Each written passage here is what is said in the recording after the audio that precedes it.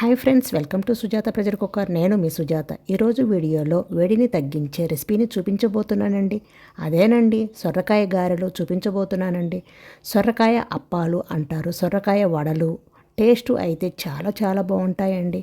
ఇవి వేడిగా తిన్నా బాగుంటాయి, చల్లగా అయినా బాగుంటాయండి. పైన క్రిస్పీగా, లోపల సాఫ్ట్గా చాలా చాలా రుచిగా ఉంటాయండి. వీటిని డీప్ ఫ్రై చేయటం ఇష్టం లేని వాళ్ళు ప్యాన్ ఫ్రై కూడా చేసుకోవచ్చు. అలా చేసుకున్నా కానీ టేస్ట్ చాలా బాగుంటాయి. ఇలా ప్యాన్ ఫ్రై చేసుకున్నా చక్కగా బ్రేక్ఫాస్ట్గా కూడా తినేయవచ్చు. మరి లేట్ చేయకుండా టేస్టీ సాఫ్ట్ సొరకాయలు గారెలు చేసే ప్రాసెస్ ఏమిటో ఇప్పుడు చూసిద్దాం రండి. ముందుగా గారెలు చేయటానికి సొరకాయని తీసుకుందాము. నేను లేత సొరకాయని తీసుకున్నానండి. అందుకనే తొక్క తీయకుండానే తురుముకుంటున్నాను. నేను ఇక్కడ మొత్తం తురుముకోవటం లేదండి, సగం తురుముకుంటున్నానండి. వెయిట్లో వచ్చేసి 400 గ్రాములు ఉంటుంది. మిగిలిన ముక్కని పక్కన పెట్టేసుకోండి. సగం మాత్రమే తురుముకుంటున్నానండి. మీరు తీసుకున్న సొరకాయ ముదురుగా ఉంటే కనుక తొక్క తీసేసుకొని తురుముకోండి. తురుము కూడా చూడండి, కొంచెం వెడల్పుగా ఉండాలి. పెద్ద రంధ్రాల్లో ఉంటాయి కదా, అటువైపు తురుముకోండి. ఇప్పుడు ఈ సొరకాయ తురుము ఎంత ఉందో కొలుచుకుందాం. కొలుచుకుంటే ఇందులో బియ్యం పిండి ఎంత వేసుకోవాలో తెలుస్తుంది. ఇంట్లో ఉండే ఏదైనా గిన్నె కానీ గ్లాస్ కానీ తీసుకొని కొలుసుకోవచ్చు. ఈ సొరకాయ అప్పాలు చేయటం చాలా ఈజీ అండి. ఈ సొరకాయ తురమటం మాత్రమే టైం పడుతుంది. మిగతా ప్రాసెస్ అంతా కూడా చాలా ఈజీగా చేసేసుకోవచ్చు. టేస్ట్ కూడా చాలా చాలా బాగుంటాయండి. చూశారు కదా, మొత్తం అయితే 3 కప్పులు సొరకాయ తురుము వచ్చేసింది మనకి. ఈ తురుమంతా కూడా ఒక పెద్ద బేషన్లోకి తీసుకోండి. పిండి కలుపుకోవడానికి వీలుగా ఉండే విధంగా పెద్ద బేషన్లో వేసుకోండి. తరువాత ఇందులో నేనైతే 8 నుండి 10 పచ్చిమిర్చిని వేసుకుంటున్నాను. మీరు తినే కారాన్ని బట్టి కారం ఎక్కువ తినేవారు అయితే 10 వరకు వేసుకోండి. కారం తక్కువ తినేవారు అయితే 8 వరకు వేసుకోండి. ఇప్పుడు ఇందులోకి 1/2 టేబుల్ స్పూన్ సాల్ట్ వేసుకొని కచ్చా పచ్చాగా గ్రైండ్ చేసుకోండి. నీళ్లు పోయవద్దండి. ఈ విధంగా కచ్చా పచ్చాగా గ్రైండ్ చేసుకొని సొరకాయ తురుములోకి వేసుకోండి. ఒకవైపు మీరు కారం ఎక్కువ ఏమైనా అనిపిస్తే కొంచెం పక్కన పెట్టుకొని పిండి కలిపాక చివరిలోనైనా కలుపుకోవచ్చు.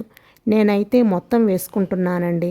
ఇప్పుడు ఇందులో 1 కప్పు సన్నగా తరిగిన ఉల్లిపాయ ముక్కలు, ఇంకా 1/2 కప్పు సన్నగా తరిగిన కరివేపాకు ముక్కలు, 1 కప్పు సన్నగా తరిగిన కొత్తిమీర తరుగు, 1 టేబుల్ స్పూన్ జీలకర్ర, నువ్వులు వచ్చేసి 1/2 కప్పు కన్నా కొంచెం తక్కువ తీసుకోండి. 1/4 కప్పు కన్నా ఎక్కువ, 1/2 కప్పు కన్నా తక్కువ. నేనైతే 1/3 కప్పు పచ్చి నువ్వులు వేస్తున్నానండి. అలాగే 1/4 కప్పు పెసరపప్పు, 1/4 కప్పు పచ్చెనగపప్పు. వీటిని 1 గంట పాటు నానబెట్టుకొని ఉంచుకోవాలి. 2 కలిపి 1/2 కప్పు వేసుకుంటున్నాను.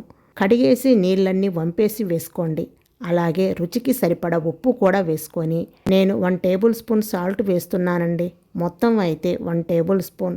ఇందాక పచ్చిమిర్చిలో కూడా వేసాము కదా, మొత్తం అయినా 1½ స్పూన్ వేసుకొని ఒకసారి బాగా కలుపుకొని ఇప్పుడు ఇందులోకి 3 కప్పుల బియ్యం పిండి వేసుకోవాలి. మనకి సొరకాయ తురుము ఎంత వచ్చిందో బియ్యం పిండి కూడా అంతే వేసుకోవాలి. మనకి 3 కప్పులు సొరకాయ తురుము వచ్చింది కదా, 3 కప్పులు బియ్యం పిండి కూడా వేసుకోవాలి. సొరకాయ తురుములో బాగా నీరు ఉంటుంది కాబట్టి నీళ్లు పోయకుండా ఈ సొరకాయ తురుము బాగా కలిసేటట్లు చేతితో రబ్ చేస్తూ కలుపుకోవాలి. సొరకాయ తురుములో నుంచి వాటర్ ఉంటుంది కదండి, ఆ వాటర్తోనే పిండి అంతా బాగా రబ్ చేస్తూ కలుపుకోవాలి. ఈ వీడియోలో చూపిస్తున్నట్లు బాగా రబ్ చేస్తూ కలపండి. ఇలా బాగా కలిపిన తర్వాత కొంచెం కొంచెం నీళ్లు పోసుకుంటూ పిండిని కలుపుకోవాలి. మామూలు నీళ్ళండి, వేడి నీళ్లు కాదు. మామూలు నీళ్ళే కొంచెం కొంచెం పోసుకుంటూ చూసుకుంటూ కలుపుకోవాలి. పిండిని అయితే కొంచెం సాఫ్ట్గా కలుపుకోవాలి.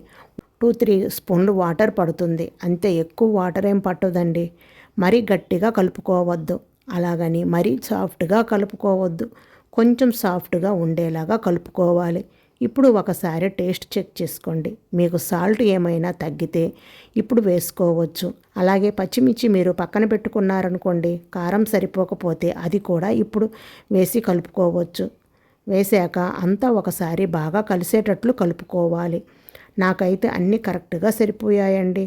చూడండి, ఈ విధంగా అప్పాలుగా చేసుకోవడానికి వీలుగా ఉండే విధంగా కొంచెం సాఫ్ట్గా ఉండాలి. ఇలా పిండి కలుపుకొని 1 లేదా 2 వాయిలకు సరిపడా పిండి ముద్దలు చేసి పెట్టుకోండి. ముందే చేసి పెట్టుకోండి. మిగిలిన పిండి ఆరిపోకుండా మూత పెట్టుకోవాలి.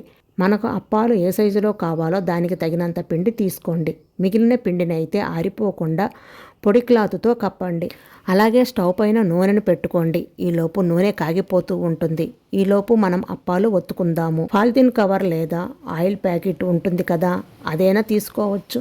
గ్రీస్ చేసుకొని, నేను కవర్ని తీసుకొని గ్రీస్ చేసుకొని ఒక్కొక్క పిండి ముద్దని పెట్టుకొని కొంచెం మందంగా ఒత్తుకోవాలి. మరీ లావుగా చేసుకోవద్దు, అలా అని మరీ పల్చగా చేసుకోవద్దు. కొంచెం మందంగా ఉండేలా చేసుకొని మధ్యలో హోల్ పెట్టుకొని ఇలా చేసుకున్న అప్పాలని ఒక క్లాత్ తడిపేసి నీళ్లు మొత్తం గట్టిగా పిండేసి ఆ క్లాత్ మీద వేసుకోవాలి. ఇలా చేసి పెట్టుకున్నామంటే వెంటనే ఈ నూనెలో వేసుకోవడానికి ఈజీగా ఉంటుంది. 1-2 వాయిలకు సరిపడా చేసి పెట్టుకోండి. ఈలోపు నూనె కూడా కాగిపోయింది. ఒక్కొక్కటిగా వేసుకోవాలి. వెంటనే కాకుండా కొంచెం కాలనిచ్చామంటే ఒకదానికొకటి అంటుకోకుండా ఉంటుంది. వేసిన వెంటనే కదపకుండా పైన ఆవిరి అంతా పోయిన తర్వాత రెండో వైపుకు తిప్పుకోవాలి. అటు ఇటు తిప్పుకుంటూ అంచులు చూడండి, కొంచెం ఎర్రగా మధ్యలో కొంచెం తెల్లగా ఉంటుంది. ఈ విధంగా ఫ్రై చేసుకొని తీసుకోవాలి. మీకు ఎక్కువ క్రిస్పీగా కావాలంటే మరి కొంచెం కాల్చుకోవచ్చు. ఇలా ఫ్రై చేసుకుంటే తినేటప్పుడు క్రిస్పీగా మధ్యలో సాఫ్ట్గా చాలా బాగుంటుంది. ఈ అప్పాలు చూడండి ఎంత బాగా వచ్చాయో కదా.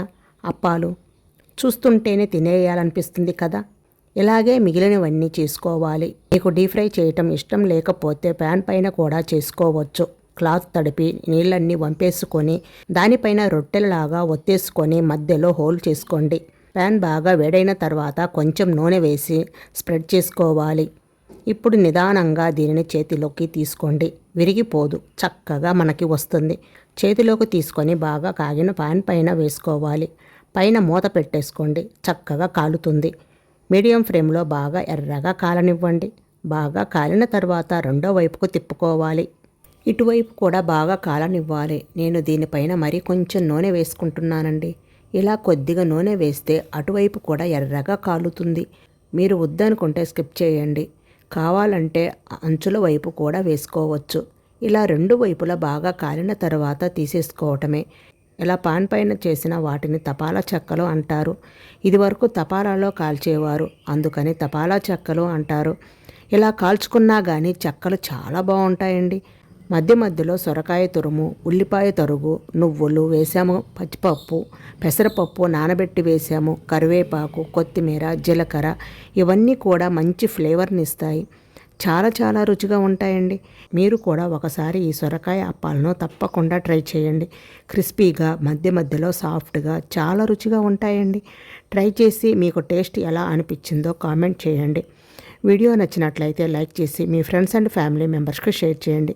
అలాగే మరిన్ని లేటెస్ట్ వీడియోల కోసం సుజాత ప్రెషర్ కుక్కర్ని తప్పకుండా సబ్స్క్రైబ్ చేసుకోండి. Thank you for watching.